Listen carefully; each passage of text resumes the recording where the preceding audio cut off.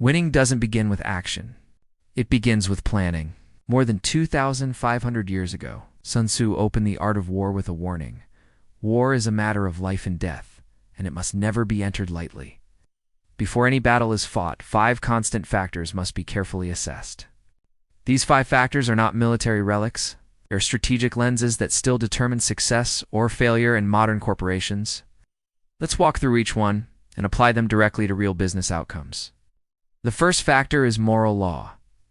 Sun Tzu describes this as what causes the people to be in complete accord with their ruler, willing to follow regardless of danger.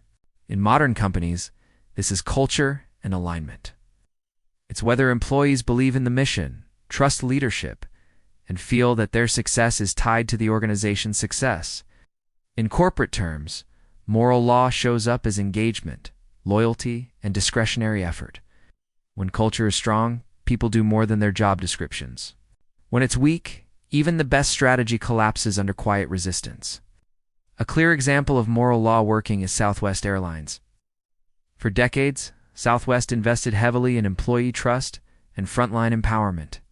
Even during crises, staff stayed committed because they believed leadership was on their side.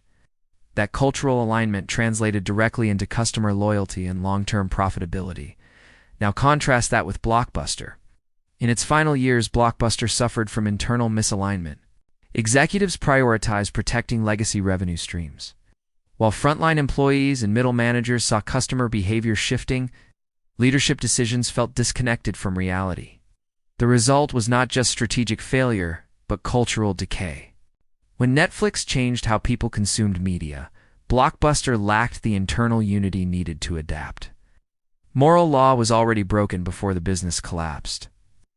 The second factor is heaven.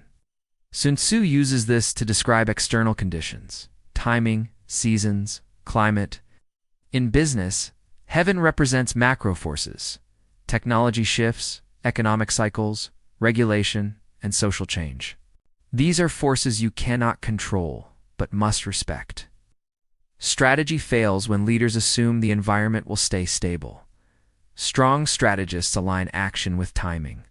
A clear example is the explosion of remote work technology during the COVID-19 pandemic. Companies like Zoom didn't create the pandemic, but they were positioned to respond instantly when conditions changed. They moved with heaven. Netflix again provides a powerful case.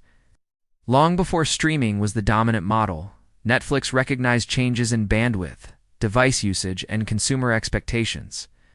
They shifted early, even at the risk of cannibalizing their DVD business. Blockbuster, by contrast, treated streaming as a side experiment.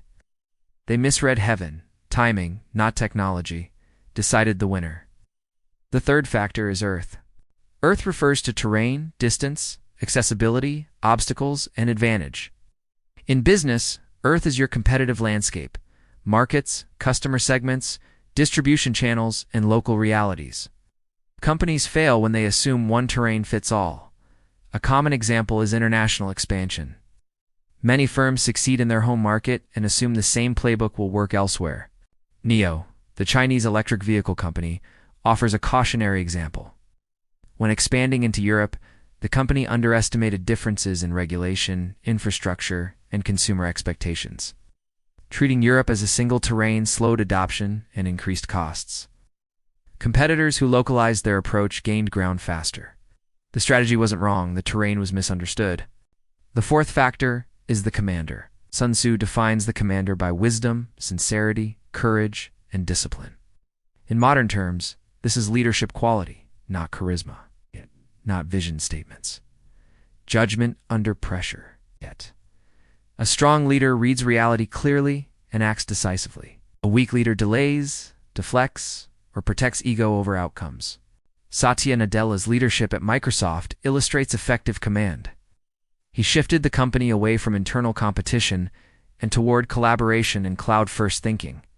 This wasn't just a strategy change, it was a leadership reset. Under his command, Microsoft regained relevance and momentum. Blockbuster again shows the opposite. Leadership repeatedly rejected opportunities to partner with or acquire Netflix.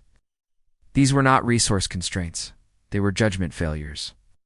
Poor command decisions locked the company into a dying model, while competitors advanced. The fifth factor is method and discipline. Sun Tzu refers to organization, logistics, and control. In business, this is execution, processes, systems, governance, and operational rigor. Ideas don't fail first. Execution does.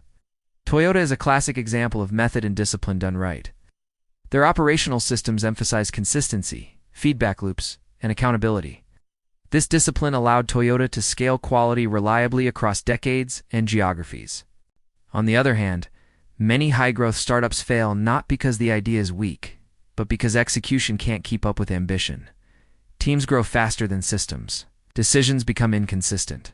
Costs spiral. Without discipline, momentum turns into chaos. Sun Tzu's warning is clear. Victory is decided before the battle begins. When culture aligns, when timing is respected, when terrain is understood, when leadership is sound, and when execution is disciplined, success becomes predictable. Not guaranteed, but earned. Ignore even one of these factors, and no amount of effort will save you. That is why strategy is not about bold moves. It's about clear thinking before you act.